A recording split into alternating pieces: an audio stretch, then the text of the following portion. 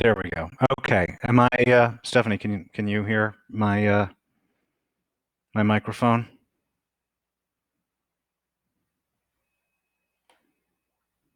Okay, cool. Okay, everyone. Good afternoon. Sorry about that. Just needed a mic check before we get started. Thank you very much for coming out and attending this webinar on EMF radiation health risks and safety for children. Quick outline, what we're going to be covering today. I'm going to start with a very, very quick introduction about who I am. Then we'll get into the main content. And we're going to cover a few topics. One, why are children at greater risk than adults from damage to EMF radiation? Two, the issue of tech use and addiction. Three, what are the health effects that we see? Four, how cell phone safety standards ignore children. And then what I think is the most important part is how to protect children from EMF, especially at home, especially these days when so many children are spending so much time at home. Then I'll give you all a special offer, like I promised, for attending today's webinar, and we'll have some Q&A. At any time during my presentation, you can post questions in the question pod down below. I won't see them until later, but you can post them. And then Stephanie from my team is also in the room, and she will try to answer some of them as well as we're moving along. So I said very quickly about me. My name is R. Blank. I'm the CEO of Shield Your Body. I formerly taught on the engineering faculty at the University of Southern California. Along with my father, I co-authored the book Overpowered about EMF health effects, and I had a 20-year career in software engineering prior to starting Shield Your Body. So, getting into the meat. Why is it that children have a greater risk from EMF radiation? Now, in some ways, and pardon me, you're going to see me turn down because my notes are down here. They're not on my screen. In some ways, children are small adults, but in other ways, they are materially different. They're different biologically, chemically, and physiologically.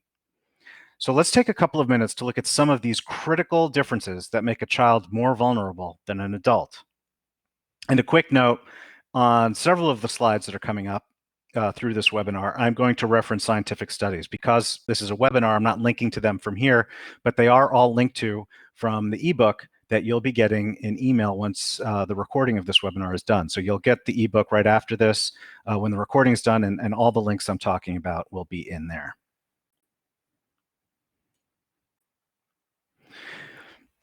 Obviously, children are smaller than adults, and that means that their heads are smaller too. Why does this matter when it comes to radiation? Well, let's say, for example, that a specific dose of cell phone radiation penetrates 3 inches into your head. In a child with a smaller head, that penetrates more deeply into their brain and exposes a larger portion of the brain. As you can see here on this slide, where I think you can see all the captions, where on the left we see how much the same amount of cell phone radiation, how much on the left it penetrates into a 5-year-old brain, the middle a 10-year-old brain, and on the right an adult. And their skulls are thinner. This matters because bone does provide some natural shielding against EMF radiation. So a thinner skull means less of that natural shielding to protect their brains. Now, children's brains aren't just smaller, they also have a higher level of water content when compared to an adult. And this means that their brains conduct and spread EMF radiation more effectively and widely than an adult brain. This amplifies the damage of exposure to electromagnetic fields. So, trying to advance. There we go. Children, as we all know, are obviously growing. It's one of the things they do the most of, and they do it fast, which means at the cellular level, their cells are dividing and multiplying much more rapidly than you have in an adult. Exposure to EMF radiation, like from a cell phone or a cordless phone or a Wi-Fi router or any other source, has been shown to damage DNA. This can lead to mutations in your genes. And these mutations are, for example, a mechanism by which diseases like cancer can form. Because children are growing and their cells are dividing so rapidly, this means any mutations to their cells will be replicated and spread further throughout their bodies.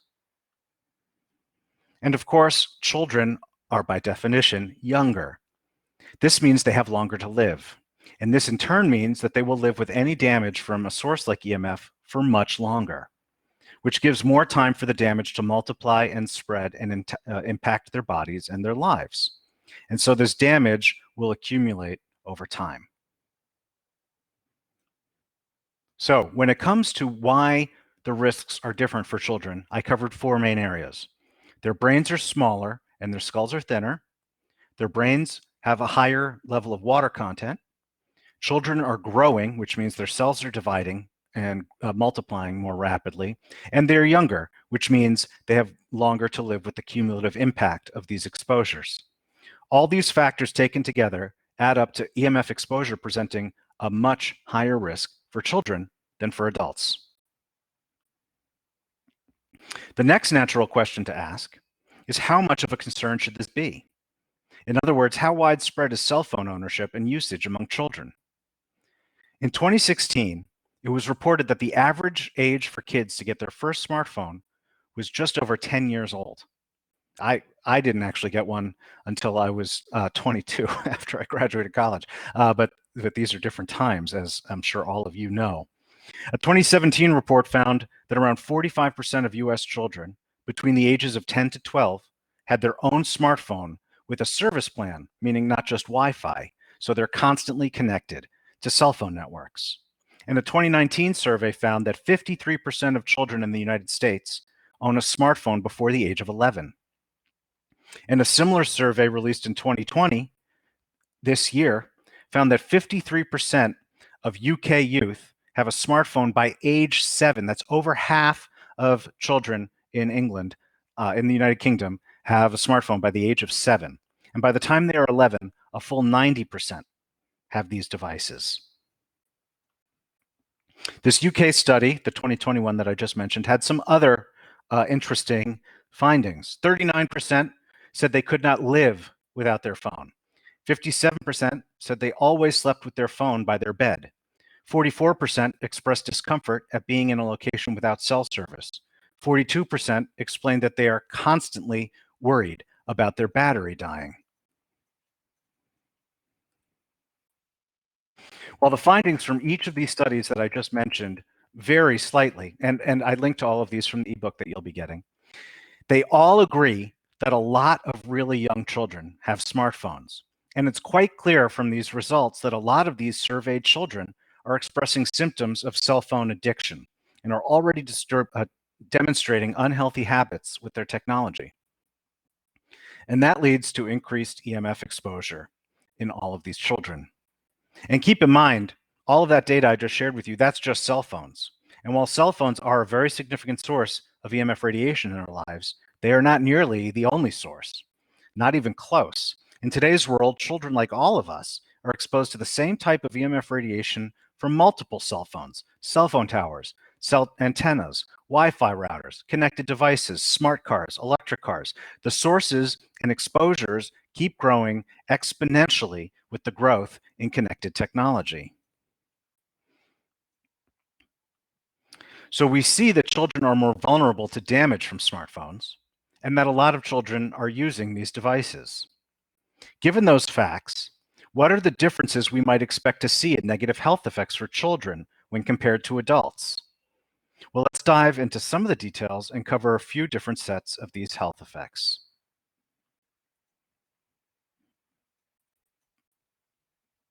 So, one negative health effect associated with exposure to EMF radiation, especially from cell phones, that people are often very concerned about is brain tumors. A 2007 study published by a group led by Dr. Lennart Hardell examined incidence of malignant brain tumors among thousands of cell phone and cordless phone users. Hardell and the researchers found not only does cell phone use increase the risk of forming malignant brain tumors, but that the risk increased with latency time. That is, how much time had passed since the exposure, as well as cumulative use. That is, how much cell phone time has the person had overall, not just most recently. This matters for children because, as I said, they have longer to live. So if the risk keeps increasing the longer you live after cell phone exposure, the more they have more risk to gain just because they are so young. And I want to emphasize these results are from supposedly safe doses within safety limits of EMF radiation, what your cell phone is allowed to give off. That's what the Hardell study covered. And if you look at the data presented in the study, you'll see that those who began using a cordless phone or a cell phone before the age of 20 had a 400% increased risk of forming a brain tumor on the same side of their head that they used their phone.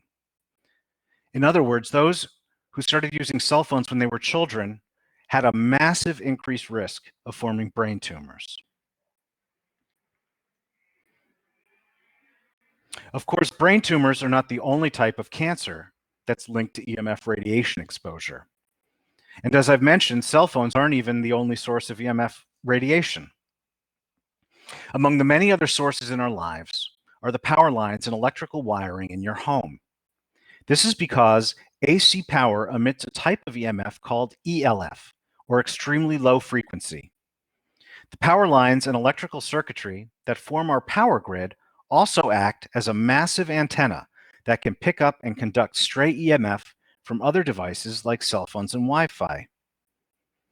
Dr. Sam Millam coined a term to describe this: dirty electricity.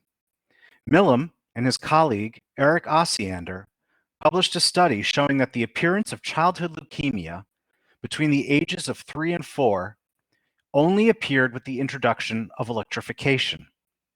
In other words, as the power grid was rolled out in different parts of the United States, that's when you started seeing childhood leukemia appear in children 3 and 4 years old in those areas following the introduction of the power grid. So the trend is a modern one, which followed the introduction of the power grid and a whole new set of EMF exposures in children. Now, cancer is obviously a very concerning risk, but it's not the only class of health effects that have been linked to cell phone radiation exposure in children. Other research out of the University of Helsinki gives reason to suspect that children are more susceptible to subtle effects on brain function. These researchers demonstrated cognitive dysfunction in children resulting from exposure to cell phone radiation. 15 children were asked to perform auditory memory functions with and without exposure to cell phone radiation. And the findings from this study suggest, and again, this study is linked to from your ebook, the findings suggest that EMF emitted by mobile phones has effects on brain responses during cognitive processing. In other words, exposure to cell phone radiation was shown to negatively affect brain function and cognition in the children that were in the study. Next, we have a similar effect of memory loss. A peer-reviewed study released in July of 2018 suggested a link between exposure to radio frequency EMF, like you get from a cell phone, and memory performance in teens. The researchers analyzed data from nearly 700 Swiss teenagers, and they tracked the EMF exposure and memory performance in these teens over the course of an entire year. The study found that exposure from cell phone radiation over the course of a year may have a negative effect on the development of memory skills in adolescence.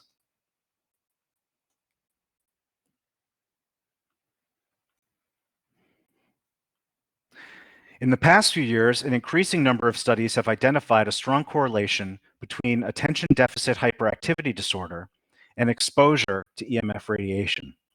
And in 2017, a pair of researchers surveyed all the published science on this question and concluded, quote, symptoms of retarded memory, learning, cognition, attention, and behavioral problems have been reported in numerous studies and are similarly manifested in autism and attention deficit hyperactivity disorders as a result of exposure to cell phone radiation. So those researchers found that there were multiple studies linking exposure to cell phone radiation with behavioral disorders, including ADHD. Now, with so much evidence accumulating, demonstrating the links between cell phone radiation and cognitive function, memory loss, and behavioral disorders, you would expect to see impact in overall impact in academic performance. And in fact, that is what we find. And it's not just because of the physiological effects of cell phones. It's also because cell phones are, quite simply, a massive distraction. A 2017 Rutgers study found that students who used their cell phones and other devices for non-academic purposes during lectures performed measurably worse at end-of-term exams. So I just covered health effects in different classes. We have the increased risk of brain tumors, the increased risk of childhood leukemia, decline in cognitive function and memory loss, increased incidence of attention deficit hyperactivity disorder, and a decline in academic performance. And these are all areas in which there is real published science demonstrating that children are at greater risk than adults to exposure from cell phone radiation and other forms of electromagnetic radiation. Now, I mentioned I was going to cover cell phone safety standards, and I think this is important. I have a couple of slides on this. But before I begin, I want to be clear. I feel, and many others feel, that the regulations that govern cell phone radiation are vastly insufficient to protect our health. But for the sake of argument, let's just assume that cell phone safety standards were sufficient to protect us. They're not, but just for a moment, let's assume that. Even if that were true, these regulations are clearly inadequate to protect children. See, in the United States and in much of the world, the Federal Communications Commission, or FCC, uses a measurement called SAR to regulate cell phone radiation. This stands for specific absorption rate, SAR. In other words, cell phone radiation is regulated based on how much radiation you absorb when you use your phone. But actually, that's not quite true, because SAR isn't based on how much you absorb. SAR is based on how much radiation is absorbed by a dummy in a lab that approximates a 240-pound man. But the vast majority of children do not weigh 240 pounds, not even close. I checked. The average weight of an 11-year-old is just 81.5 pounds, about 75% lighter than the weight of the dummy that is used to approximate cell phone absorption, radiation absorption. And as I discussed at the top of the webinar, children are primed to absorb more of this radiation to begin with. In other words, not only are children more vulnerable to health risks and damage from cell phone radiation, but cell phone radiation safety regulations are fundamentally and completely inadequate to protect children from this damage. I hope I hit that point home, because I think that one's really, really important. So now we get to what I think is the most important part of this presentation, which is how are you supposed to protect your children from EMF? While children may be more vulnerable to damage from EMF health effects, fortunately, it's just as easy to protect them from EMF as it is an adult. Now, at SYB, we make some of the best EMF protection products in the world. And so sometimes it surprises people when I tell them that the best EMF protection is free. Not my products, not anybody else's products. The best EMF protection is free. And you can start protecting your children right now. Because as with any form of pollution, the absolute best protection is to reduce your exposure to that pollution in the first place. And when it comes to EMF, there are two simple rules to make that happen: minimize and maximize. You want to minimize your use of EMF generating technology, and you want to maximize the distance between your body and that technology when it is in use.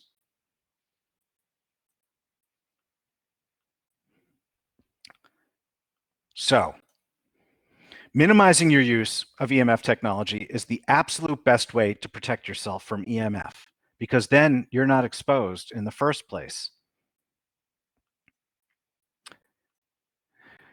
While minimizing your use is the best way, no matter how much we actually do that, we're still going to be exposed to EMF, because that's just what living in the modern world is like. Everything increasingly is a source of EMF. And so that's where maximizing distance comes in. You want to maximize the distance between the EMF generating technology and your body when it's in use. Why does maximizing distance matter so much? Because the power of EMF radiation diminishes exponentially with distance. That's what's pictured here on this slide. That means each time you double the distance between your body and your technology, you slash the power of your exposure by 75%. So if you double the distance, you've cut the power of the exposure by 3/4. So those are the two rules. Now let's look at a few ways that you can put those two rules into practice to create a safer environment for your child at home. The first is to use a wired network. Of course, parents are making increased use of the internet to educate their children because we're all home now, and children, more and more children are being homeschooled than ever before. It's by far the most convenient source, the internet, for finding information, guidance, learning materials, and support from teachers and other parents. This means internet usage is increasing, and the Wi-Fi will stay on and be utilized for much longer than usual. And of course, Wi-Fi is incredibly convenient. You can access all that great information from any number of devices, like your laptop, a computer, a tablet, a phone, an e-reader, a television. So many different devices have Wi-Fi, and you can use them anywhere in your house. But Wi-Fi also has a downside, because Wi-Fi has it uses the same type of radiation to communicate that a cell phone does. So continuous exposure to Wi-Fi can be harmful to you and your children, and it can be the source of various diseases. Wi-Fi is not good for your health, but obviously we can't quit using the internet completely either. So the best alternative is to use a wired connection with Ethernet cables, like what's pictured here on this slide. Even if you still need wireless, even if you can cut down on how much of the day the Wi-Fi is on, and you switch to Ethernet cables for just part of the day, that makes a difference in the cumulative exposure. Now, relatedly, even if you can't turn off the Wi-Fi at all during the day, at least try to turn it off at night. This includes your router, your Wi-Fi router or Wi-Fi modem, as well as the Wi-Fi on all of your devices, like your cell phone or your iPad or your television, whatever devices you have in your house that use Wi-Fi. Turn them off at night. Because if you're like most people, you don't actually use or get any benefit from your Wi-Fi at night when you and your family are asleep. But most people still keep the Wi-Fi turned on. Turning it off at night is a great way to make a huge difference in your family's exposure. And when the Wi-Fi is on, try to keep it as far away from where you and your family spend time as possible. Remember that distance chart where the power diminishes exponentially. So every inch matters and can make a really big difference in your overall exposure. Remember, all of these are tips that are designed to be used at home right now with your children. Now, parents tend to give their children high-tech gadgets like mobile phones, laptop computers, and tablets at a very young age. This allows their children to use these gadgets to learn new things and increase their intelligence. And it also helps distract the children and prevent them from bothering their parents too much. These gadgets can provide significant educational value. But if you're interested in exposing your child to less radiation, then use non-gadgets whenever possible, things like books and pencils and other traditional tools. Not only does this reduce your child's exposure to radiation, researchers are also finding other benefits, such as improved motor skills, improved sleep, enhanced cognition, and memory.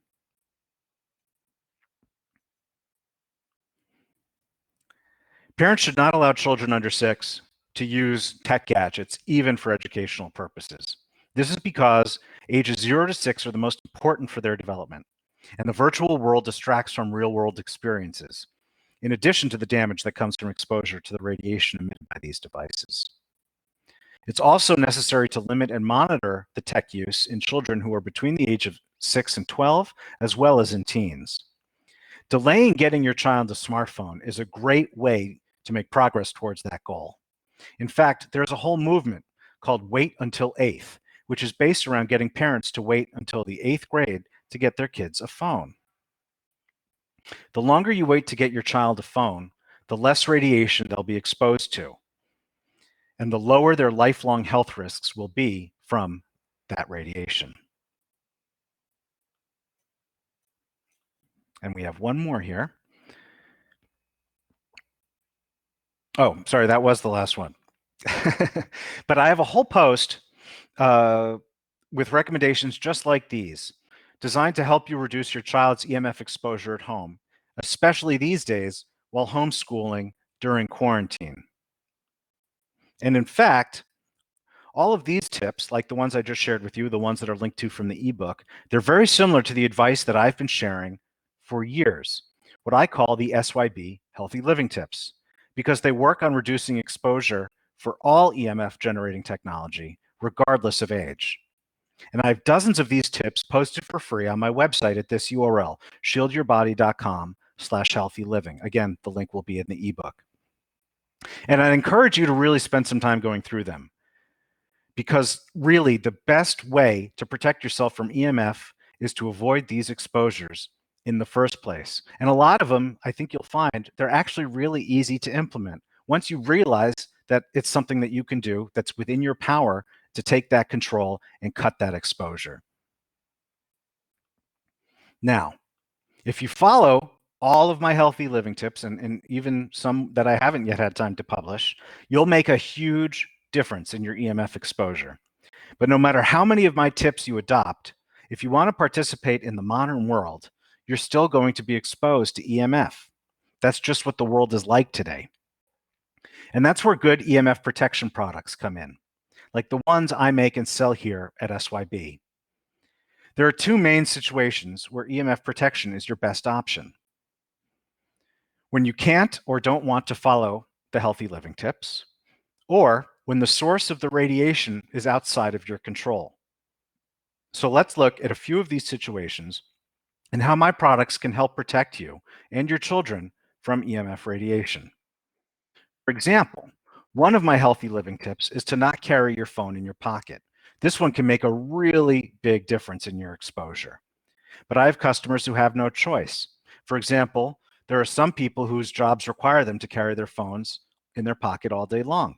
Other people don't have anywhere but pockets to carry their phones. And that's why I make the SYB 5G phone shield and the SYB phone pouch. These products make it safer to carry your phone in your pocket.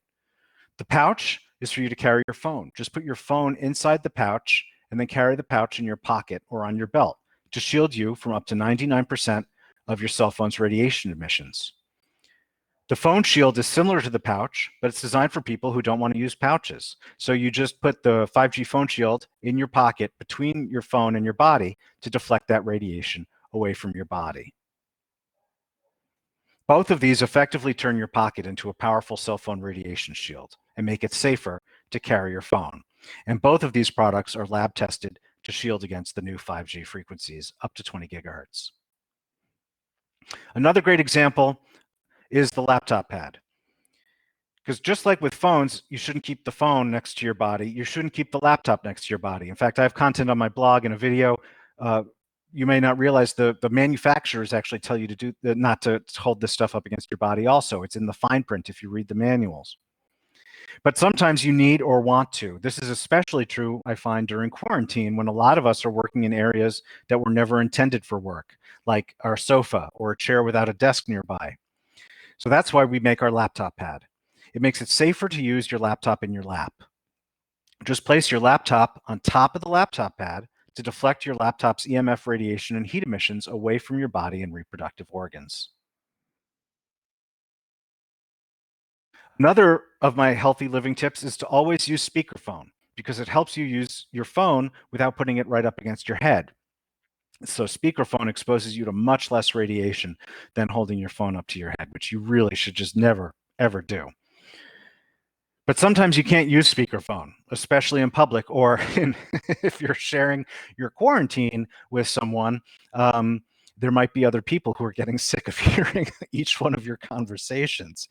So in cases like these, using a regular headset is much safer than holding a phone up to your head. But even with a regular headset, the wires still conduct straight EMF from your cell phone into your ear canal, which is directly adjacent to your brain. So that's why I make the SYB headset anti-radiation device, or HARD. With the HARD, you just plug it into your phone and then plug your headset into the HARD, and all the stray radiation is filtered out. Okay, so those were all examples of things of when you'd want to use EMF protection, even with sources that are in your control. But sometimes, as I said, they're out of your control. And increasingly in today's world, we're surrounded by EMF from these sources. So for an example, an increasing number of people have smart meters mounted outside their homes. In many of these cases, people do not have the choice to opt out. The power companies require it. And that's why we make the SYB poster frame liner. The poster frame liner turns any frame into an EMF shield. And this one I really love because you don't even need to see it, because you could just then put art or a photograph or a print or a painting in the frame, and no one needs to know that it's an EMF shield. So you just put your liner in the frame and then put whatever art or content you want in the frame, and then hang it on the wall on the opposite side of the wall from the smart meter. We have information on the website about how it's best to be used. So it's really great for protecting from EMF that's on the other side of the wall that maybe you don't control, like a smart meter or perhaps your neighbor's Wi-Fi. And then finally, this is also why we make our baby blanket. You just wrap your baby in the blanket to protect his or her body from radiation in their environment. It also works great for pregnant women to protect the mother and the fetus while it's in utero. And you can also have your baby wear the SYB baby beanie at the same time to protect his or her delicate brain against damage from EMF. So again, this is a great way to protect your baby or yourself. In the case of the baby blanket, we actually have a lot of adults who buy that from sources of EMF radiation that may not be in your control. So that was a lot of information. I appreciate all of you giving me the time to run through that. So I'm now ready to give all of you the special offer that I promised when you registered for today's webinar. And so from now until midnight Pacific time, you can save 20% on any order, not one or two, not just the products I just went through, any product in my catalog. Just enter the code KIDS2020 at checkout. Again, this expires at midnight. So for those who might be watching this as a recording, this code will not work. It's only for the people who attended live here today in the room. And again, this works at on any product on my website, which is at shieldyourbody.com. Quickly, in case for those of you who don't know, I want to highlight that any order of products from my website includes free shipping, a lifetime warranty, and 30-day returns. I try as hard as possible to make this as risk-free a decision as possible for you. Make it as easy as possible for you to protect your family from EMF radiation. And one more note before we get to the Q&A. Reminder that each of you will get a copy of, you'll be the first actually to get a copy of my new ebook, EMF Radiation Health Risks and Safety for Children. And it includes all the links to the studies and information that I mentioned here in this webinar. And it'll be delivered to you again as soon as the recording is complete. So it might be until tomorrow, but as soon as the recording is complete, it'll be emailed to you. Okay, so with all that, oh, yeah, so the offer is now back on the screen. Remember, it expires tonight at midnight Pacific time. So you have to use it within, what is that? It's 1:30, so the next 10 hours. You have the next 10 hours to make your order. But now we'll move on to some Q&A. Do we have any questions? Yes, it looks like we have some questions. Okay, great. So let me try to get to these. And Stephanie, if there's anything you need me to know, you can just put it in the chat. I'll see it. Okay. Has 5G been turned on yet at the tower? So 5G has been enabled in different parts, in different places.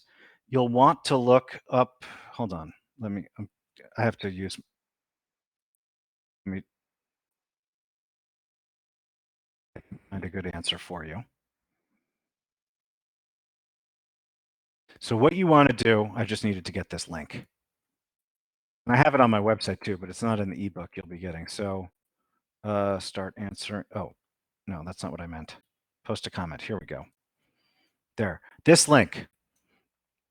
So that is a link to the UCLA 5G map. And that allows you to track 5G deployments around the world. So you can search in your area, you can search in your friend's area, see how many 5G towers have been enabled in that area. So for anyone who's interested in that, that's what I would recommend. Okay, so I'm going to mark that as answered. Lisa asked, did I silence your mics? In this platform, only the presenter has the microphone. So sorry, it's a limitation of the platform we're using for webinars. Okay, Lan asks how much 5G is rolled out across the country and at which level. Health statistics, how many countries have defeated 5G installations? Okay, that's a few questions. The first one I answered, which was the link to the UCLA 5G map. So you can follow that. Sorry, you can check that link and see what the state of 5G deployment is in various places around the world. At which level? So the way I interpret that question is which frequencies. Oh, I missed. Okay, I'll get back to that. I'll get back to Barbara's other question. I apologize for missing that. The way I interpret that question, Lan, is what frequencies are being used. And so 5G can go up to eventually 300 gigahertz, which is in the millimeter wave segment of the electromagnetic spectrum. Very high energy. The initial deployments, to my understanding, largely piggyback off of the 4G spectrum and maybe go a little bit higher. And there was actually just during the quarantine, the FCC in the United States authorized a new chunk of segment higher energy to be used in some of the 5G deployments. But I actually, at last I checked, none of the carriers had taken them up on that offer. So, but that could have changed because that information was 2 weeks ago. But in general, right now, the 5G deployments use very similar forms of radiation to 4G. It's in the future with future deployments that they'll be moving higher and higher up the spectrum. Health statistics, it's really too soon to tell because a lot of these deployments are just being turned on now or have only been turned on in the past few months.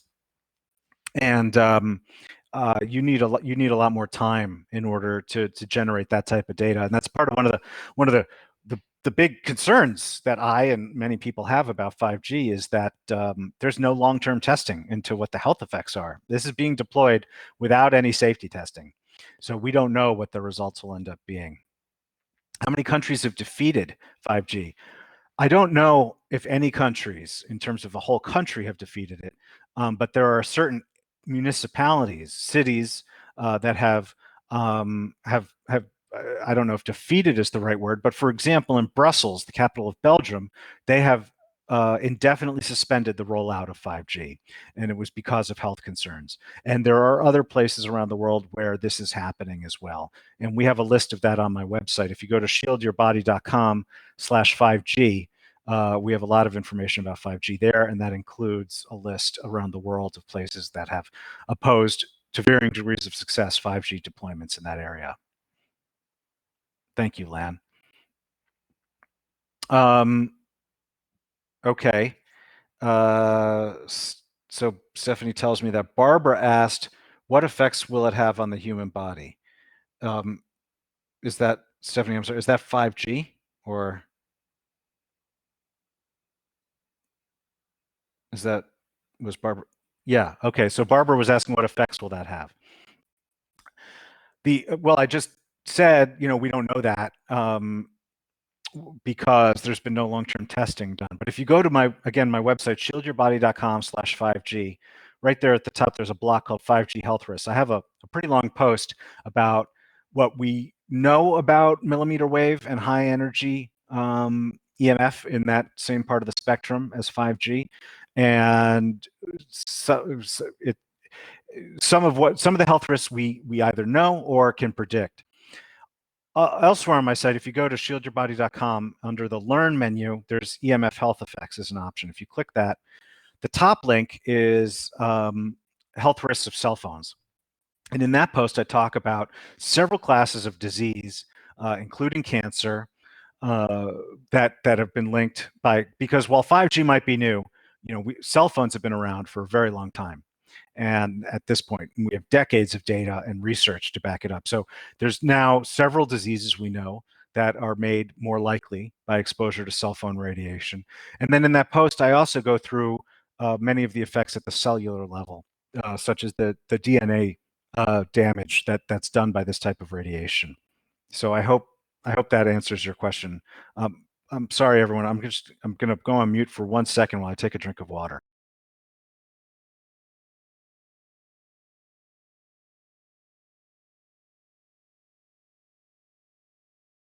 Okay.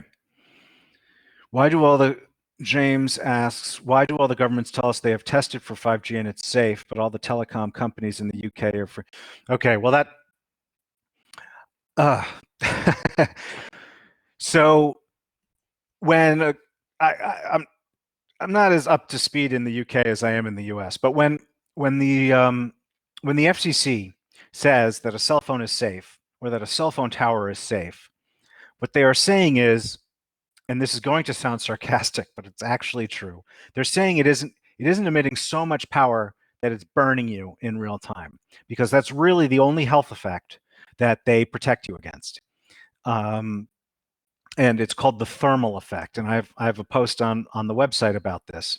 So when the FCC says a cell phone is safe, they are saying it won't burn you by using it. And they don't recognize the existence of these health effects that occur at power levels lower than what can burn you. So that's why the governments are saying this stuff is safe. It's not because they have any data to support their claim that 5G is safe, because there is no data, because it hasn't been tested. It's being deployed without testing.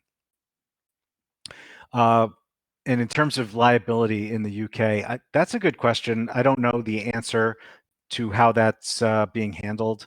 I do know that there are several insurers that, for example, won't provide insurance against health claims. They won't provide insurance to cell phone companies against future potential health claims because the risk is considered to be so high that these claims will exist. If governments are issuing immunity from liability claims, I should definitely look into that. I wasn't aware of that. Thank you. James asks, how can I demand an answer on EMF safety regulations from your government? Okay, so I'm working on more content to help answer that question. The short answer is you need to demand it from your local government, because the federal government, at least I assume you're in the US, but if you're in a different country, I don't know which one. But at any rate, the country's government is probably not going to care or respond to you. Where you can get traction and answers is at the local level. So whether it's your city council or your county council or whatever municipality is governing the deployment in your area. And I do have some content already on the blog about with information, with a sample letter, for example, that you can send to your county council to oppose further deployments. But the answer is always to go local and to be specific. And like I said, I am trying to work on more content in that direction in the next few months. So hopefully I'll have more information to share with you to help you in your efforts, James. Donna asks, are there any computers that are safer than others? How do we know the EMF on our computer? I do not know of computers that are safer than others. And oftentimes it'll depend on actually what you're using the computer for. So, and it's not just that, it's also, computers are plugged into walls, right? Because that's where you're getting the power from. And that then means how well the electrical circuitry in your home is configured will contribute to how much is coming out of your computer. So this is a great example of why I always encourage people to test. And I have a lot of information on the website about that. If you go to shieldyourbody.com/test, T-E-S-T, I have a lot of information about how you can test, and it involves using a meter like this one. This is a tri-field TF2. I also have recommendations for other meters on the website.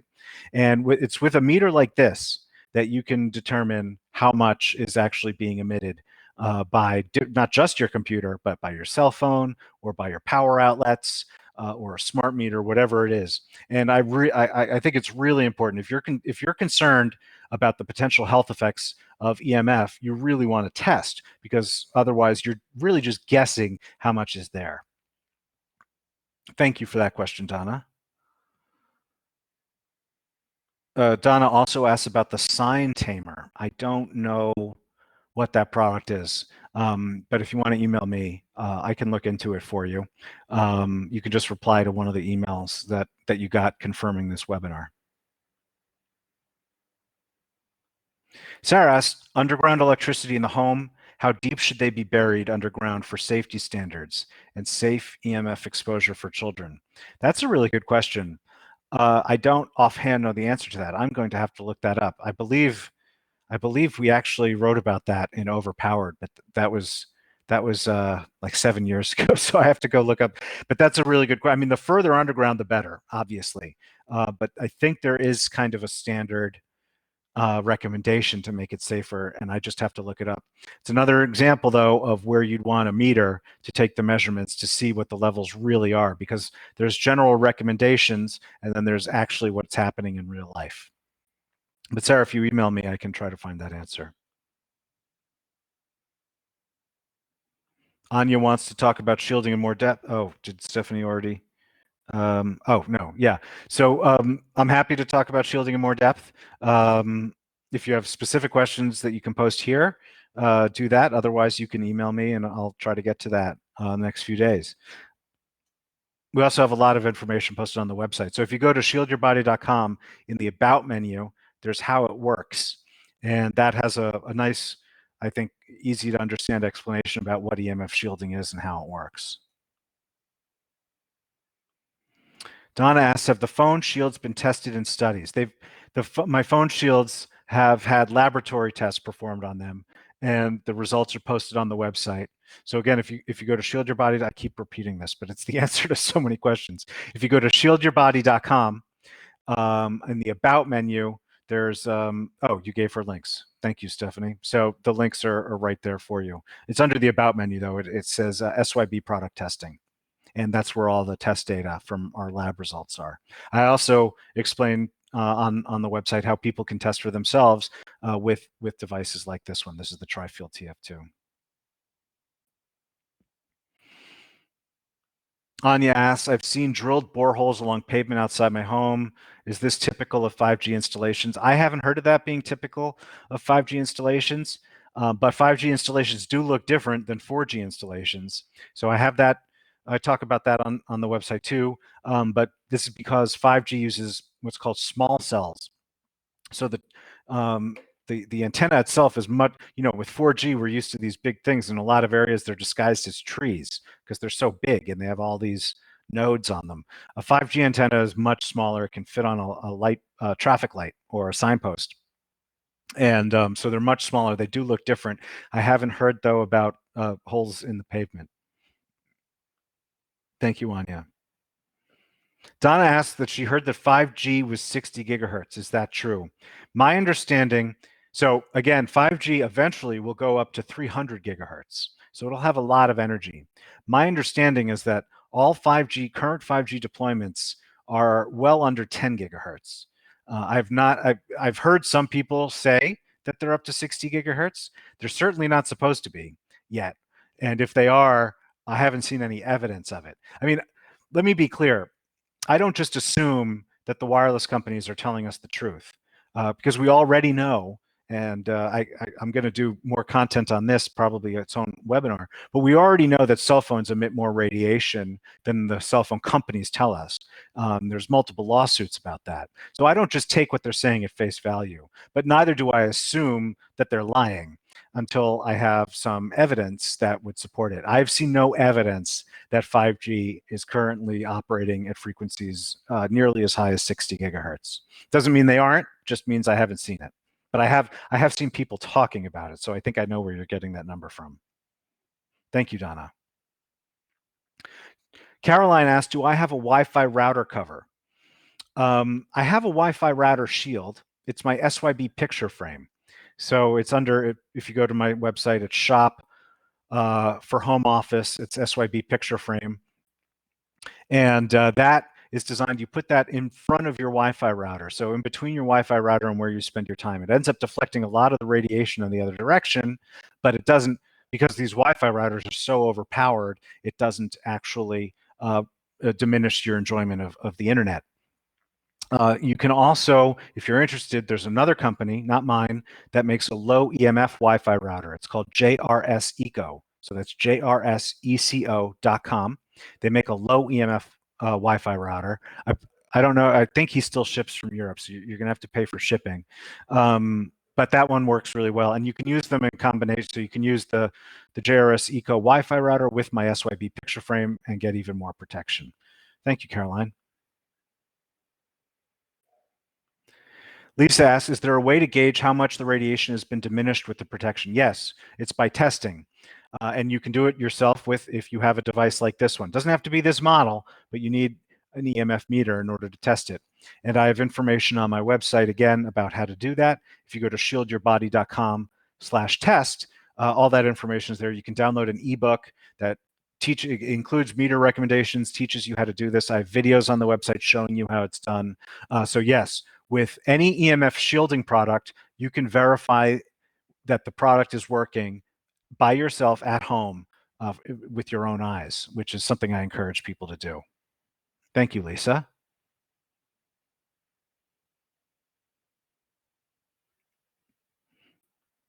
Chrysula asked, I think it's, do the baby products protect against 5G?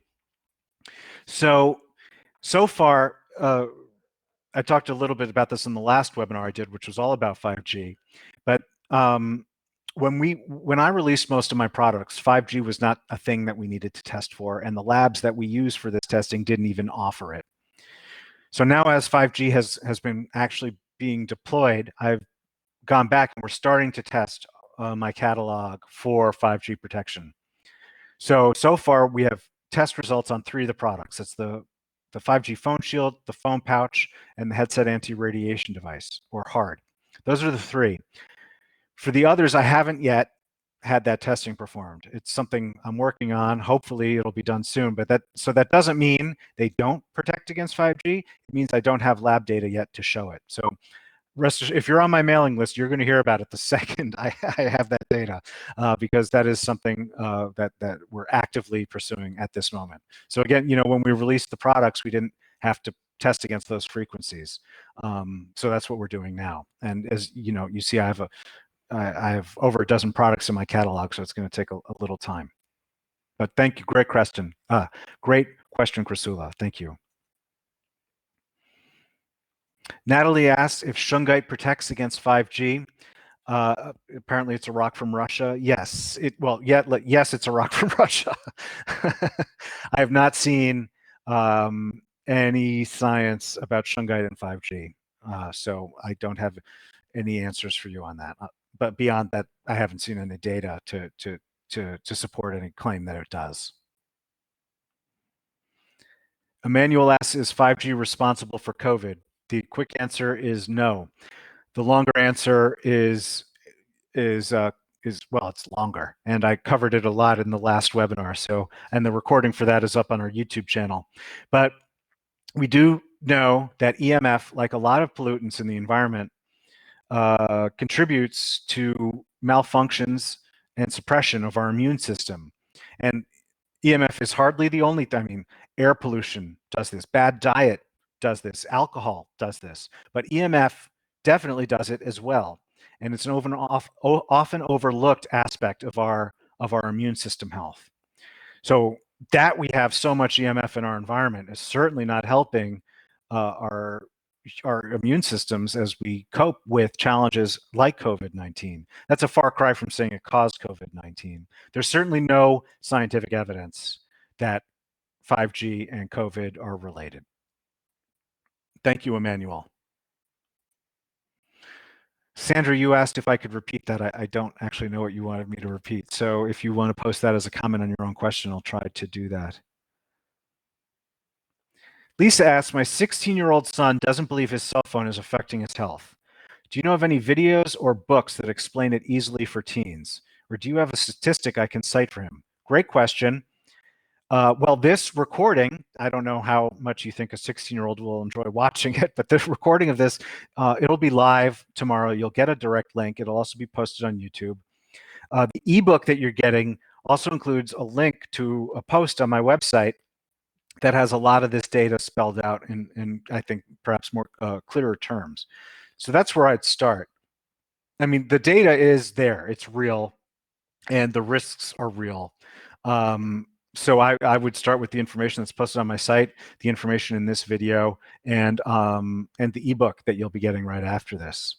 But thank you, Lisa. And if you want more help, feel free to contact us, and we'll try to arm you with some good information so that you can make the compelling case to your son. Thank you. Donna asks to put the link to the 5G locations in the comment. Oh, yeah, I think I know what you're asking. So here you go. And Stephanie, you can keep that handy if someone else asks also. So there you go. Thank you, Donna. I hope that answered your question. Christy asked if I have products that protect against 60 gigahertz. I don't have testing that shows my products protect against 60 gigahertz. As far as I know, no company has that data posted yet. The tests we're doing now go up to 20 gigahertz, which, to my understanding, is much higher energy than what's actually being deployed at this time. And as deployments increase in energy, our testing will as well, because all of these tests, the more that they're not cheap to run. The equipment that you use is incredibly expensive. And that's why it takes us time, and we can't just do our whole catalog overnight. That's why we also can't just do the entire EM spectrum. So our current tests go up to, the ones that we're doing now for 5G go up to 20 gigahertz. And that should cover all current 5G deployments. And when 5G deployments start getting higher than that, our tests will as well. Thank you, Christy. Lori asked, do handheld games give off EMF radiation like the Nintendo Switch? Yes. So the quick answer to that question is anything that communicates wirelessly or that runs on power is a source of EMF. Now, how much EMF it emits, that can depend on, how many wireless connections is it running? Because, something like it's plugged in. Something like a cell phone, you often think of a cell phone as one source of EMF, but a cell phone is actually it's a cell connection, it's a Wi-Fi connection, it's a Bluetooth connection, it has an NFC connection or near field. That's what you use for Apple Pay or Android Pay. So there's multiple, and if you have wireless charging, that's another wireless connection. So there, a cell phone you might think of it as one source of EMF, but it's actually several just in one device. So different devices have different numbers of communication chips running at once. They also consume different levels of power. So that's, again, why I really recommend using a device like this, so you can figure that out. And I have information on my website, which I really encourage all of you to check out. It's at shieldyourbody.com/test. And take these measurements. Once you learn how to do it, you can do it. Once you have the meter and you learn how to use it, you can measure anything, and you no longer have to guess where these big exposures are coming from. But yes, any device like the Nintendo Switch is definitely going to be a source of EMF. Thank you, Lori.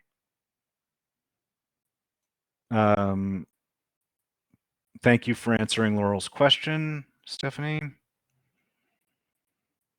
Lisa asked where I posted the links. Lisa, I'm not sure which links you mean.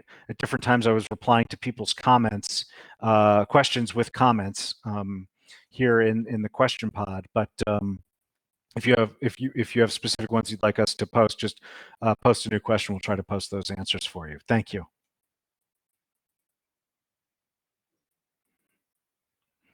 Sheila asks, please send a link that includes 5G private contractor info.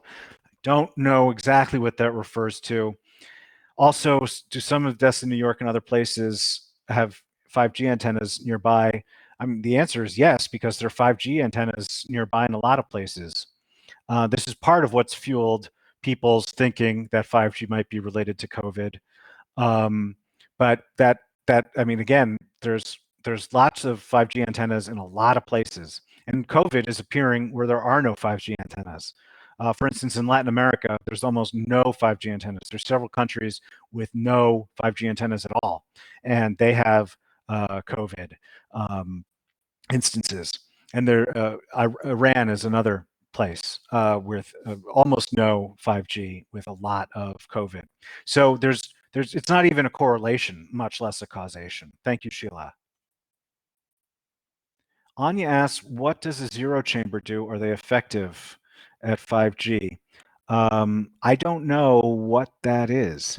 I'd like to learn, Anya. So if you want to email me, you can just reply to one of the automated emails you got about this webinar, and I'll get that. And I'd like to look into that. I've never heard of that, but I'd definitely like to figure out what that is. Thank you. Barbara asks, will there be a 6G in the future? My answer is almost certainly. The way this works, for those who don't know, the G in 5G stands for generation. So 5G is the 5th generation cell phone network. 4G was what we've been using. That came out in about, I think it was 2008. 3G came out in about 2000. 2G came out at some point in the early 90s. At any rate, these last about 10 years, historically, on average. So one would assume that absent any changes, there will be a 6G in the future. What it'll look like, it's hard to say.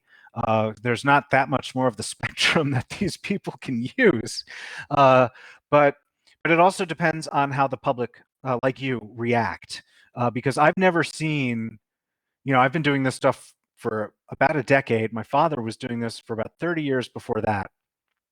I've never seen the level of opposition and concern to wireless technology that I'm seeing with 5G. I've never seen whole cities stop deployments the way I'm seeing with 5G. And so whether or not there will be a 6G, what it looks like, how safe or unsafe it may be, I think that's still an open question that people like you and I get to help answer. So I hope that answered your question. And stay tuned for in the next couple of months, if you're on my mailing list, which if you register for this webinar, you are, I'll be sharing more information about how to get active in your community and with deployments in your area. Thank you, Barbara.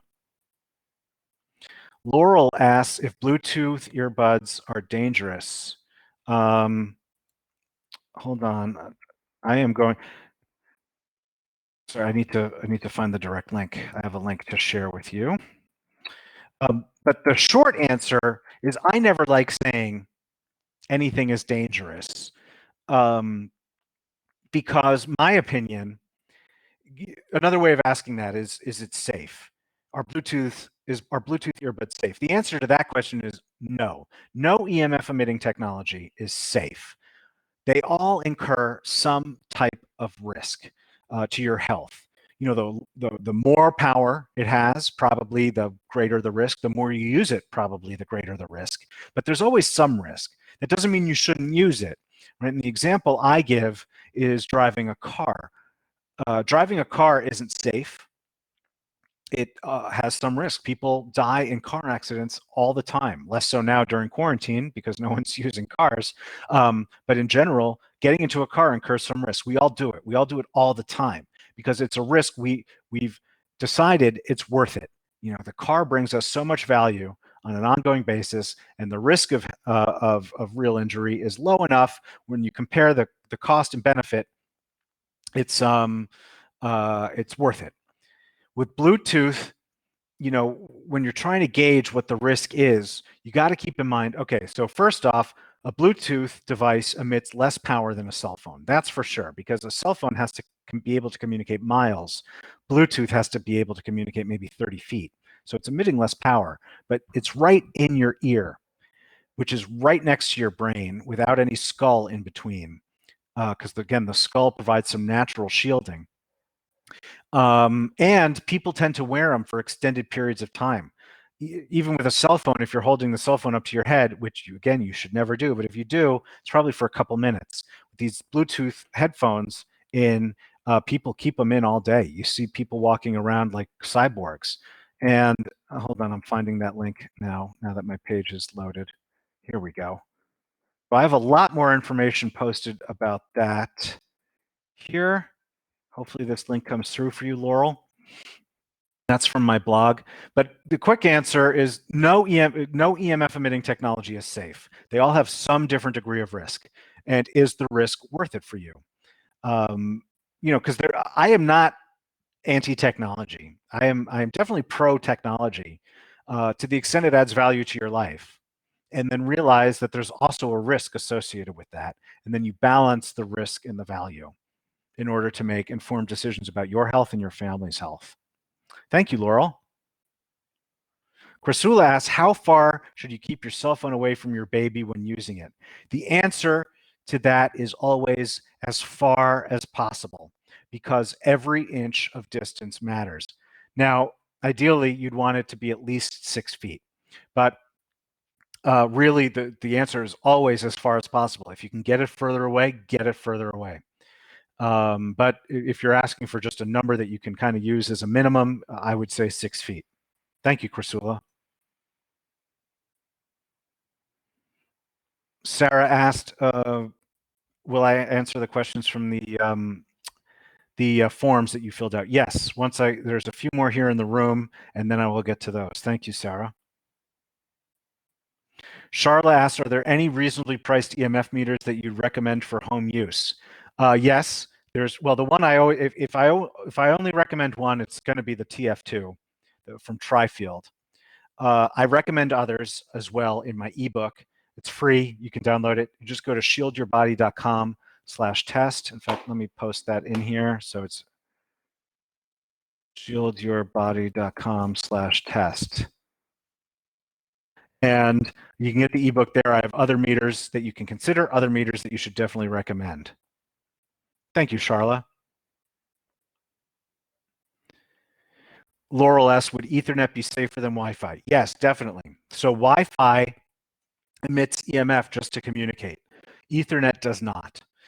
There still, can still be some, well, actually, no, because it's fiber. It's not conductive in the same way. So it doesn't make your whole house safer in terms of like your computer will still be a source of EMF.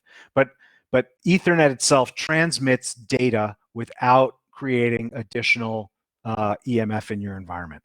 And that's the complete opposite of Wi-Fi. Wi-Fi transmits this radiation just to communicate. So yes, use Ethernet over Wi-Fi when possible. Thank you. Catherine asks, is there anything I can send my children to school to help them protect them against 5G? That's a really tough question. EMF clothing is, well, so it depends. If you're talking about 5G from their own devices, that's one thing. If that's the case, then a product like my 5G phone shield or my phone pouch will definitely help. But if you're talking about 5G from other sources, which I suspect you are, really all you can do at that point is use EMF clothing or EMF apparel. I do have a couple of products like that. I have a bandana. I have men's boxer briefs at this point, a beanie for babies. We're looking to expand our apparel catalog, but not yet. We're a small company, but we're not the only ones that make this stuff. So if you want, you can email us and we can get you a link to one or two other websites that sell EMF clothing. That's really the only sort of thing that you can do to protect out in the world from ambient sources. Thank you, Catherine.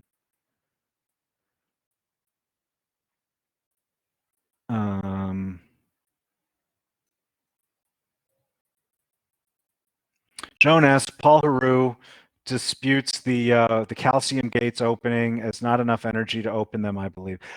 He says cells are losing energy, recentering the cell. I'd have to look into that. I don't know. I don't think I fully understand. I recognize it's about the calcium gate, but I don't understand actually specifically what you're asking. So if you want to email me, you can just reply to one of the emails that you got about this webinar, and I will take a look. Thank you, Joan. Bridget asks, where does the EMF get redirected to with the photo frame shield? Does it go upward around the sides? No, it goes back in the other direction. Here is a link. I'm typing it in. Give me 1 second. This link should work, and it has more information about how a product like the picture frame or the poster frame liner, how those are designed to be used, and how the EMF behaves. Thank you, Bridget.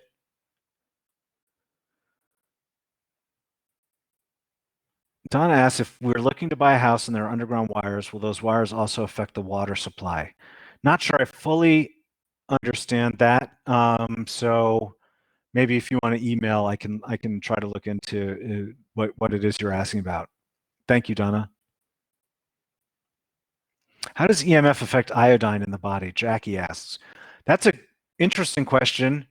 I know that iodine is used as a treatment for exposure to ionizing radiation, so things like X-rays and gamma rays. I've heard some people suggest it can be used for treatment of exposure to non-ionizing radiation because it's used for the ionizing radiation. But I haven't seen any evidence of that. And in terms of how EMF interacts with iodine, I don't have an answer for you. I can look that up though. I'd be interested in learning more. I was just researching this like a week or two ago to see if there was any science to indicate that iodine might work to help treat symptoms of EMF exposure, and I wasn't able to find any. So I'd definitely be interested in learning more about that. Thank you, Jackie. Heather asked, does salt rock really help? I don't know. Yeah, okay, Joan answered for me no. I hate answering no when it's something I haven't really looked into, but it doesn't sound like the kind of thing that would help. I mean, I do know that Himalayan pink salt is supposed to help purify the air, and it may have some benefits, but in terms of EMF exposure, I certainly haven't seen anything that would demonstrate that. Thank you, Heather. Joan asks about grounding mats. Some show sky high and not to use. What say you? Not sure exactly what that question means, but I will say grounding, in general, grounding, it's very useful. The problem is what you ground into. And so, because either you're going to ground into nature or you're going to ground into a grounding mat that then plugs into your wall. When you're grounding in nature, you could be grounding into ground currents because increasingly, the earth itself is charged with these fields. But even that's not so bad because generally, I mean, it depends where you are. But if you're really out in a forest or out on a nice beach and you're grounding, that should work. With a grounding mat, the issue becomes more complex because you're plugging into the wall to try to discharge the energy, but that wall that you're plugging into has all of this dirty electricity flowing through it. So the stuff I've read is that it's a little bit concerning. So when to use grounding mats, when not to, I can't say that offhand because in general, a grounding mat should work and be effective, but depends on what you're plugging into. And, there's no what do you call it, a rule of thumb to say when to use it and when not to use it. Not sure I understand the part of your question about things adding up to 10 gigahertz. But if you want to post again, I'll look at that. Thank you, Joan. Joan also asked, Canada shipping free? Yes, I think Stephanie probably, now seeing that Stephanie probably answered, yes. On our website, if you can order on our website, if you're in a country that we ship to, the shipping is free. Thank you, Joan.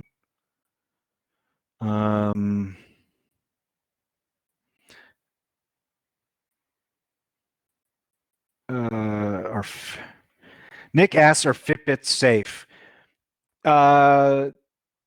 Again, no, because the answer to is anytime a device emits EMF, you can't call it safe because The science shows that the body reacts to really extraordinarily low levels of power. And if you look at the most recent post on my blog, in fact, I can,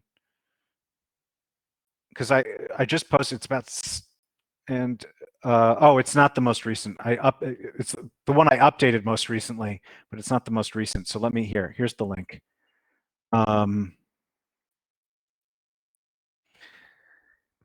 You'll see that the body reacts at a fundamental level, cellular level, to extraordinarily low levels of power, and like way lower than what a cell phone would emit. And in part, we're made of particles that are they're with charged elements in them. Element being the wrong word, because element means something else. We're made of particles that are charged. And so when you introduce more charge into it makes sense that the actual, literally the physical matter that we are made of reacts to this stuff.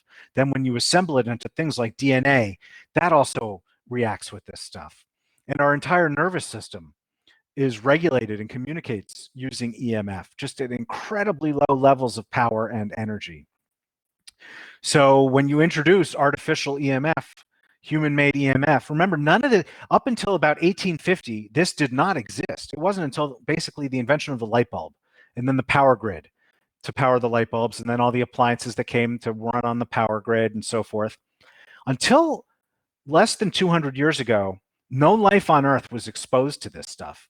And now everything in our lives emits it. So life on Earth, including human life, did not evolve along with these forces, and it's being introduced at greater and greater rate into our environment. So the answer is always no. It's not safe. It doesn't mean it's quote unquote dangerous either. It does mean it introduced some additional risk, and you have to kind of calculate in, is the Fitbit adding enough value to your life that it's worth the additional risk? I mean, clearly, I have a cell phone.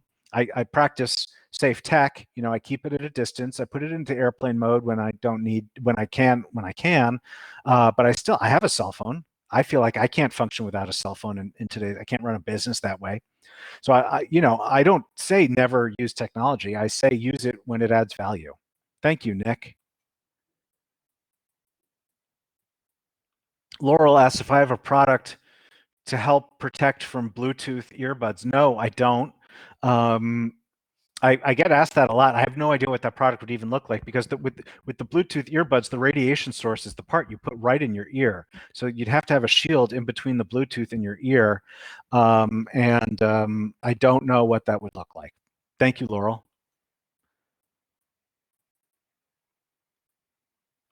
Devices used via mobile hotspot that are in airplane mode, are they a little safer? I think I understand the question. So, and I have a post actually. Glad I have this list of posts open actually, because very helpful to. I think this URL about Wi-Fi calling will help answer your question. That post is specifically about Wi-Fi calling, but it also gets into why Wi-Fi calling is safer than using a cell phone. I also have another post, actually. I would recommend both of these posts. That's another comment, yes. Both of these posts. So one's about Wi-Fi mode, Wi-Fi calling. The other's about airplane mode. And I think those will have the answer to your question. But in general, yes, using Wi-Fi instead of a cell connection is going to be safer, because Wi-Fi uses less power to communicate than a cell phone. Thank you, Laurel.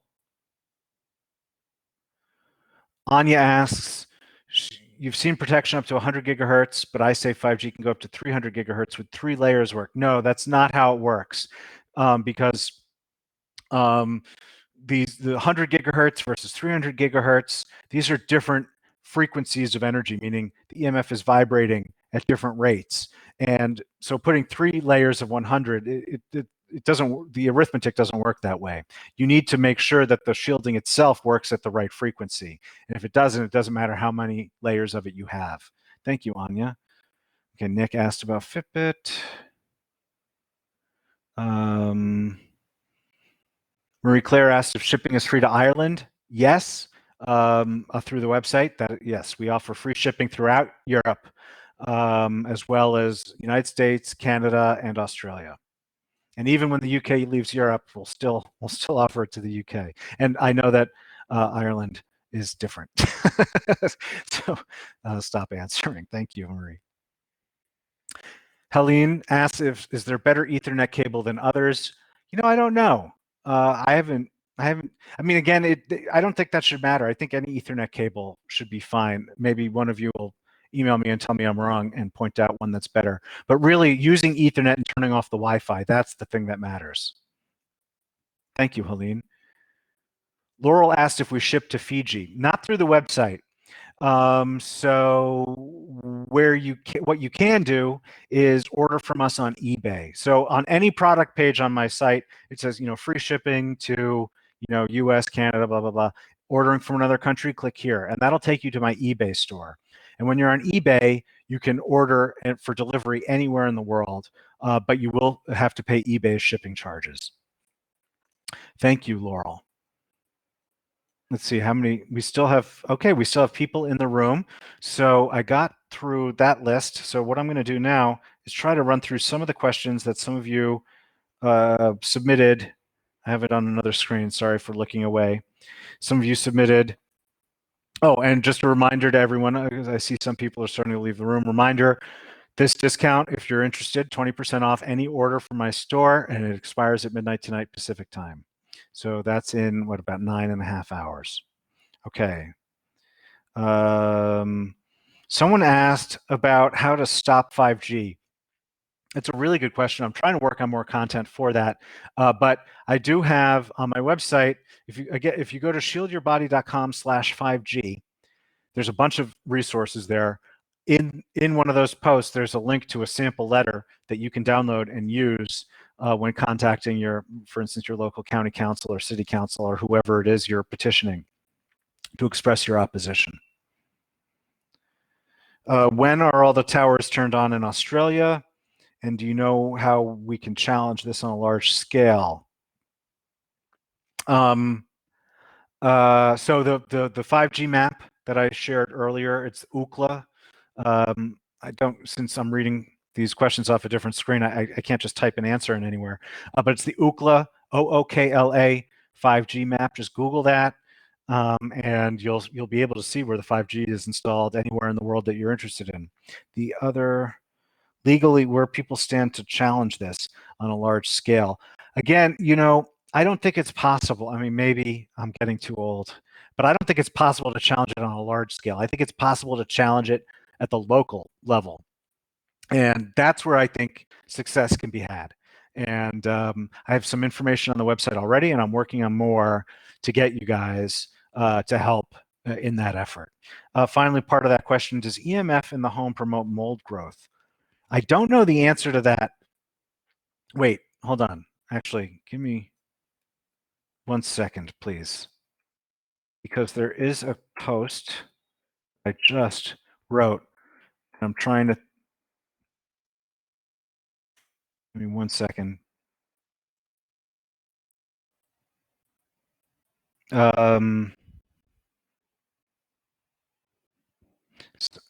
Scientists have observed that EMF increases mold growth. So yes, if you go, actually, it's the 4th most recent post on my blog. EMF in your immune system, how your radiation exposure harms your health. So if you just go to shieldyourbody.com/blog, it'll be the 4th post, and there's a whole section on EMF and mold. And yes, EMF, there is a study that I reference in that post. EMF does promote mold growth, and mold growth also contributes further to deficiency in the immune system. Trying to think. Here's a question: safest phones and tablets to use. I take all of this. I never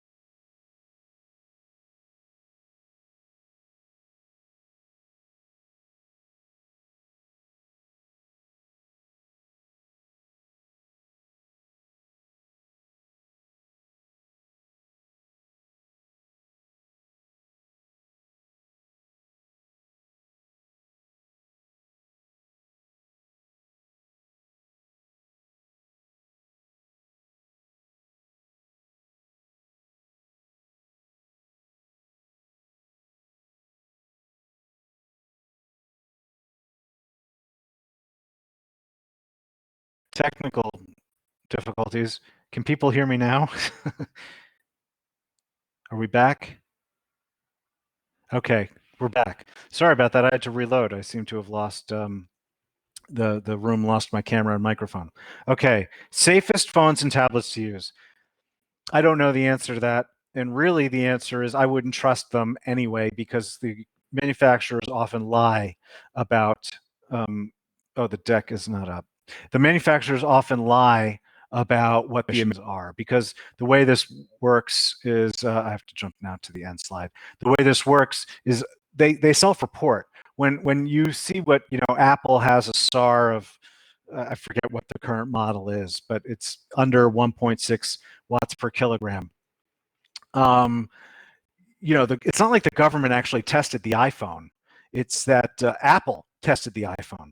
They paid a lab to test the iPhone, and then they published the results. And so with all of these tech, with all the tech, a lot of times they don't even report what the emissions are because unless it's a cell phone, people don't even really look for it, so they can get away with that. I mean, when was the last time you saw, what does a Tesla emit? They don't publish that. But even when they do publish it, I wouldn't trust it. So you really want to get an EMF meter and learn how to test to figure out, which devices may be less harmful or less risky or safer. Are wireless headphones better or wired? How far for our bodies is best for cell phone use? Okay, wired headphones are always going to be better than wireless because wireless are you're putting EMF transmitters right next to your ear. So wired headphones are always better. And even better is to use the SYB headset anti-radiation device because that, even wired headphones, it's the best option is wired headphones. But even those conduct some EMF from your phone up into your ear. And so if you use a device like the headset anti-radiation device that I sell, that will filter that out. So that's an even better option. But always go for wired headsets over wireless. And how far away from our bodies is best for cell phone usage? The answer is as far as possible. But I think I said earlier, 6 feet is good. So I tell people not to sleep with their phones, but if they do, keep it 6 feet away. Let's see. My television carrier has 5G, which they brag about. They also have 2G. I'm guessing the 2G for my Wi-Fi is best. So I'm not sure if, okay, so I didn't, when it comes to Wi-Fi, a lot of people get this mixed up because there's a lot of Wi-Fi routers now going out that run on 5 gigahertz. So they're called 5 gigahertz Wi-Fi. That is not 5G, that's 5 gigahertz. And so some, Wi-Fi routers now come with, they're called dual band. They'll have one that runs on the more traditional 2.4 gigahertz and a second network off of the same router that runs at 5 gigahertz. That is not 5G. That's 5 gigahertz Wi-Fi. So, and I'm working, one tip I haven't posted yet, but I'd like to, is always, if you have a dual band Wi-Fi, consider turning off one of the bands. It doesn't really matter which one. I'd turn off the 5 gigahertz, but it really doesn't matter which one. But if you can, turn off one of the bands, because when you're running both bands, you're running enough power. You're doubling the power basically of your router because it's powering 2 networks instead of just one. Let's see. I want to learn how to prevent EMF while sleeping. So there's one type of product. I don't sell one, but it's a great product that you can find. And if you email me, I can send you a link. But it's a bed canopy, an EMF bed canopy. And those are fantastic for protecting you at night. So it's basically like a canopy. Canopy is a kind of product that's existed for years. It's, fancy kind of bed covering. And you can have one that shields against EMF. So it's like a full enclosure made of fabric. So it's nice. And it blocks the EMF while you sleep. So that's the best type of nighttime EMF protection that I would recommend. Looking through questions here. Is there any particular spot on the human body that is most important to protect from 5G? You know, I love my whole body. I hate prioritizing, but I tend to think the brain is pretty important. Um, but that might just be a bias. I mean, you kind of need a lot of parts of your body to work in order for the whole package to function right. So you want the heart working really well. You want the kidneys and liver working really well. There's a lot of parts of your body that you don't even really realize how important they are until they start malfunctioning. But in general, I put a lot more effort into protecting my brain than other parts. I don't know if that's the type of answer you were looking for, but yeah, I mean, certainly, I will say, right, things like the hands and the feet, also very important. Don't take this the wrong way, guys, but they don't have critical body functions the way that your torso and reproductive area and head do, right? Because that's really the sweet spot in terms of everything that's important. I mean, there's a reason they're called appendages. And so those can incur a lot more damage. But keep in mind, I mean, in general, not from EMF, but keep in mind that your body is a conductor of this stuff. So just because an exposure is happening in your hand, that's probably where the most damage might occur, but the EMF, it can still be conducted further into your body because the entire nervous system is basically, from that perspective, an antenna that conducts. I mean, it's literally built to conduct EMF. That's how your brain sends signals to your body and your body sends signals back to your brain. Sorry, looking here. My daughter feels pounding in her chest and head and neck when visiting. I obviously can't diagnose. I'm not a doctor to begin with, and even if I were, I'm giving a webinar going off of. But when people ask me questions like that, one thing I can say that might be productive is that is consistent with what some people report as a symptom of electrosensitivity. And one way you can test that is, does the symptom only occur when you're in one sort of area? Even better way is to test what the EMF might be in that area. But that is consistent with symptoms that are reported for EMF sensitivity. So if she's concerned about, I see the second part of the children, concerned about her children coming over, definitely test. This one, I think this is now, I think it's like $160. I'd say it's worth spending at least $160 on a decent meter. You can't really go lower than that. I mean, they go higher than that. Can't really go lower than that. Once you get lower than that, it's really not worth it. But it's, if EMF health matters to you, and I don't even sell these meters, so I'm telling you to buy something that I don't sell. But it's really important. If EMF health matters to you, the only way to know how much there is in your area, in the environment that you want to test, is to test. And so these meters are really, really important. Share my opinion on smartphone apps that measure EMF. So I would love for smartphone apps to measure EMF well. They don't, unfortunately. First off, on Apple, it's basically not even possible. That's because I don't even know of any that are released on Apple. Maybe that's changed. But Apple locks, so they have the sensors built in, but Apple prevents developers from accessing that data. On Android, it's just the data is not reliable. So it's better than nothing. And if it's free, and I wouldn't pay for any of those apps, at least the ones I've seen. But if it's free and you don't have any alternatives, go for it. But don't rely on it. If getting the right measurements is important to you, go for a real meter, because the sensitivity of what's built into these Android devices is just not good enough. And it's often thrown off by the cell phone signal itself. Yes, Stephanie, I'm not looking at I'm looking at a different file now. So if there's more questions from the question pod you want me to answer, just pop them up for me and I'll try that. What are the symptoms that 5G has started to harm us? So I have a post on 5G health risks. Again, if you go to shieldyourbody.com/5G, you look at 5G health risks. covers a lot of that, including symptoms. So I would recommend you check there. How can I use my voice to stop the installation of 5G around me and let others know? So I have, if you go to, again, shieldyourbody.com/5G, there is a post on safety and protection.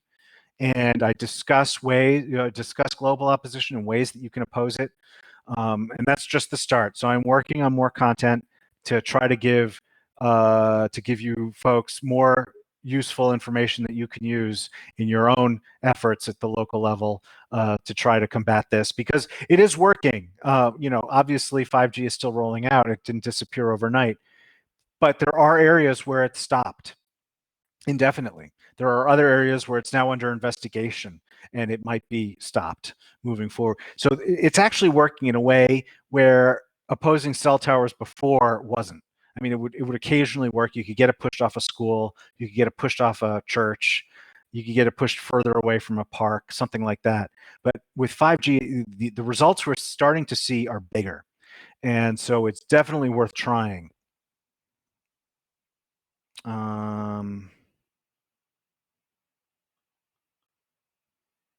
What course or qualifications should I study to become an EMF tester? There is a course at EMF Experts. So it's EMF-experts. I think it's .com. And they have a certification course in, well, they have a lot, but in EMF testing is one of them. I think it's just relaunched. If it hasn't just relaunched, it's about to relaunch. And so that's one that I would recommend. Another one is from GeoVital. So you can Google that, Geo Vital, V-I-T-A-L. So those are the two companies I'm aware of that offer that type of certification and training. And I know the one, I know the one from EMF Experts has one specifically in EMF testing, and separate from the broader set of content that they're offering. Marie Claire has a question about the pouch. Okay, let me scroll down. How far down does the phone EMF protection pouch stop the signal? Oh, let me start answering this. Does the phone EMF protection pouch stop the signal for incoming calls? Do I have to take the phone out of the pouch to answer a call? Okay, Marie Claire, no, it does not stop the signal for incoming calls. And that is because, I think my camera's still on, it's only the back of the pouch that's shielded. The front is not shielded. And that's designed to deflect radiation away from your body, but not prevent your phone interfering with its signal or battery life. So that's why your phone still works when it's in it. And that's why if you're actually testing it, you need to test it from the back. Do you have to take the phone out of the pouch to answer the call? If you have a headset in, you can still answer the call with the phone in the pouch. If you don't have a headset in, yes, you'll need to take the phone out of the pouch just to answer it, and also because the speaker would probably be muffled if you left it in the pouch. So if you have a headset in, you can answer the phone while it's in the pouch. Otherwise, you'd need to take it out to answer the phone. Thank you, Marie Claire. Let's see, I'm switching back and forth now. We're running a little short on time, but let's see. Okay. Heather asks, I know you're not a doctor, but wondering if EMF can cause headaches. My 6-year-old has had headaches for over a year. It's certainly a symptom of EMF sensitivity. Oh, Stephanie already answered. Hold on, I have a post. Here we go. This post includes a lot of the symptoms of electromagnetic sensitivity. And you can look, the best way to tell, because a headache could be caused by a lot of different things. The best way to test is to bring your child to and I know during quarantine, it's going to be really hard because you can't even go anywhere. But once things clear up, find a place that has low EMF. Maybe it's a park, maybe it's a friend's house that's been tested, something like that. And have your child spend some time there, and not just like an hour, but I mean, preferably at least a day. But see, do the headaches persist? If I take my child out of a higher EMF area, do the headaches persist? And if they do, then it might not be the EMF that's the cause. But yes, headaches are a symptom of EMF sensitivity. Thank you, Heather.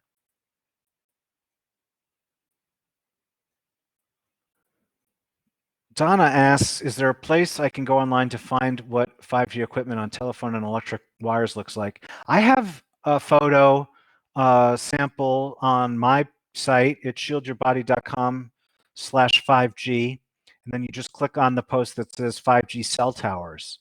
And there's a photo in there. And if you just Google, what does a 5G small cell look like, that'll also bring you up a lot of results. Thank you, Donna. Oh, but again, just to reiterate, as I think this is why you asked the question, but they look very different than 4G. They look very, very different. Thank you, Donna. Okay, I think we're getting here. Okay, someone asks, is there anywhere you can live without it? Oh, because that wasn't a question. I can't just post the answer. The answer to that, I have a post about that. It's if you just Google EMF free zones, my post will probably come up. But yes, there are some places that are designated as EMF free zones, fewer and fewer of them for reasons I talked about a little bit in the 5G webinar. But those exist. It's harder and harder to find them, but they do exist. And in general, the more rural an area, the less EMF there's going to be. And it can be a lot less. You know, when you're in a city, there's so much EMF infrastructure around you, not just all the cell towers, but all the electrical wiring, all the Wi-Fi networks from nearby. You know, when you're in an apartment building, you can pick up 50 or 60 of these Wi-Fi networks. When you're out in a rural area, you really only have the ones in your house. So the more rural an area in general, not always, but in general, the less EMF there will be in the environment. My children spend a lot of time on their iPhones, holding their iPhones in their hands. Thank you, Stephanie posted a link to what I was just talking about in the pod. Sorry, I lost the question I was answering. My children spend a lot of time on their iPhones, holding their phones in their hands and using the earplugs that come with the iPhone. What do you recommend they do to minimize their exposure to radiation while using their phones? So when you say they use the earplugs that came with the iPhone, I don't know if you mean the wired headphones or the AirPods. So one thing is, if they're using the AirPods, get them to stop using the AirPods and to use a wired headset instead. Another thing they can do is, and I described this, I have a post about airplane mode, and a lot of us have heard about airplane mode, and I posted it actually earlier in answer to somebody else's question. But the reason I'm pointing that out now is because a lot of people don't realize that airplane mode has options. It's not all or nothing. I mean, when you go on a plane and they tell you to put on airplane mode, they're telling you to put on the whole thing. But with I don't know, can you guys see? Yeah, even here on my, I just brought up the quick screen on my Android. You can see this, I'm in airplane mode, but Wi-Fi is on, but Bluetooth is off. Right? And my phone is often in this mode when I'm indoors. The cell phone connection is off, the Wi-Fi is on, and the Bluetooth is off. So and what that means is I'm using Wi-Fi instead of the cell phone connection, and the Bluetooth is off because I'm not using Bluetooth at all. And so I've cut down the EMF that's coming off of my phone because I only have the wireless connection on that I'm using, and I'm not using the cell connection or the Bluetooth connection, so those are turned off. So that's a really good way, even when you're using your phone, where you can make a difference in how much EMF you're exposed to. And then, of course, not holding it in your lap when you're using it, kind of hold it out in front of you, because when it's in your lap, obviously you're exposing your reproductive organs, and those are pretty vulnerable to damage. For reasons I didn't get into today, but those are pretty vulnerable, especially in men and boys. Those are more vulnerable to damage. So yeah, keep it as, the hand is always going to be exposed when you're using this kind of tech, but the rest of your body, you can try to create some distance. And then, like I say, turn off the wireless connections that you're not using, only keep on the ones that you are. So we are approaching the end of the room, and this actually happened last time we ran a webinar. I ran pretty long, and we learned the room has a limit as to how long we can stay in it. So I'm assuming Stephanie posted there. Good work. I don't see any other questions. So with that, I'm going to thank all of you very much for turning out today. I hope you found this information useful. As a reminder, as soon as this recording is generated on the server, you're going to get an email with a link to this recording and the ebook that I've told you multiple times about. The special discount goes on for another, what is it, 9 hours? Until midnight tonight Pacific time. So just enter Kids 2020 at checkout. And yeah, I really appreciate you guys showing up. And if you have thoughts about what I shared, please share them with me. I like being able to learn from your feedback. And of course, it's a crazy time in the world. And sometimes when you're talking about anything other than what's going on in the world, it feels like how we're ignoring what's going. Obviously, I'm not. We're all living through it, and I appreciate you taking the time away from the rest of this crazy world right now to spend a couple of hours with me talking about this stuff, because it is really quite important. And all of these challenges, I mean, especially now that we're spending so much time at home around all of this EMF tech at home, it's really important to be aware of. But of course, the quarantines will end, the 5G rollout will continue, and so this will remain a very important subject. And I really thank all of you for taking a couple of hours out of your day to learn more. So thank you very much. Stay tuned for some emails from me. Have a great day.